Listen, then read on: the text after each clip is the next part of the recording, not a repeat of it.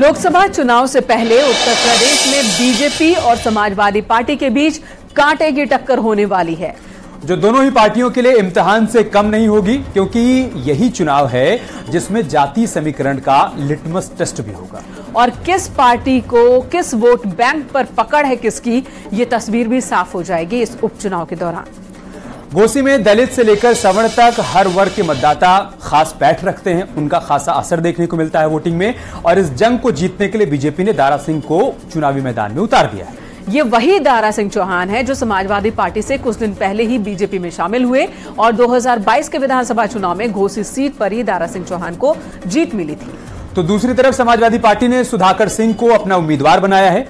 यानी अब घोसी में पिछड़ा और दलित के साथ ही सवर्ण वोट बैंक की जंग देखने को मिलेगी। आपको एक रिपोर्ट दिखाते हैं और आखिर दोनों दलों के लिए घोसी सीट क्यों जरूरी है, ये भी समझने की कोशिश करते हैं।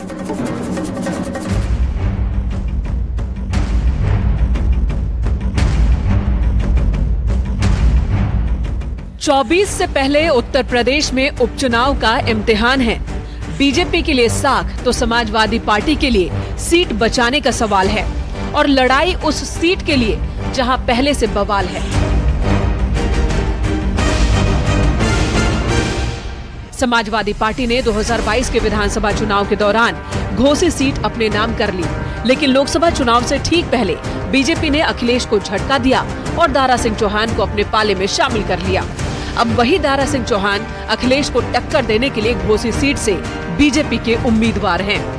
दिल से मैं अपने केंद्रीय नेतृत्व को बधाई देना चाहता हूं, प्रदेश नेतृत्व को बधाई देना चाहता हूं कि हमारे जैसे कार्यकर्ता को भारतीय जनता पार्टी के शामिल होने के कुछ दिन बाद ही जो भारतीय जनता पार्टी का प्रत्याशी बना करके जो भरोसा पैदा किया है, उस भरोसे की बुनियाद पर मैं कह सकता हूं जो पूरे क्षेत्र की जनताओं के मने हर्ष है, जो उल्लास है, खुशी है कि आने वाले दिन में घोसी विधानसभा से भारी बहुमत से भारतीय जनता पार्टी जीतने जा रही है।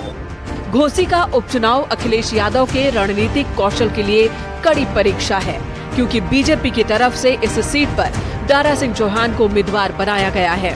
ऐसे में समाजवादी पार्टी के सुधाकर सिंह अपने प्रतिद्वंदी को टक्कर देने की तैयारी में हैं, लेकिन दारा सिंह से सामना इतना भी आसान नहीं होगा, क्योंकि इस सीट पर बीजेपी के पास राजभर का भी साथ है।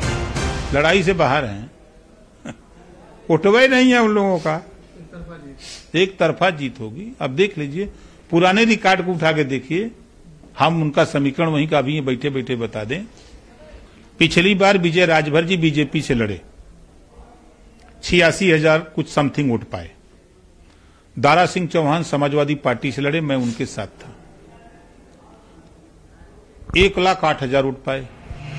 विधानसभा चुनाव के बाद से अखिलेश यादव के तमाम साथियों ने उनका साथ छोड़ दिया था। इनमें सुभाषपा के ओपी राजभर, महान दल के केशव देव मौर्य और दारा सिंह चौहान जैसे नेता शामिल हैं। ऐसे में घोसी उपचुनाव में सपा की कोशिश ये साबित करने की होगी पार्टी से बगावत करने वाले लोगों को जनता का साथ मिलने वाला है या नहीं है। इतना ही नहीं, घोसी उपचुनाव में 24 की तैयारियों का लिटमस टेस्ट भी हो जाना है। Bureau report, news 18।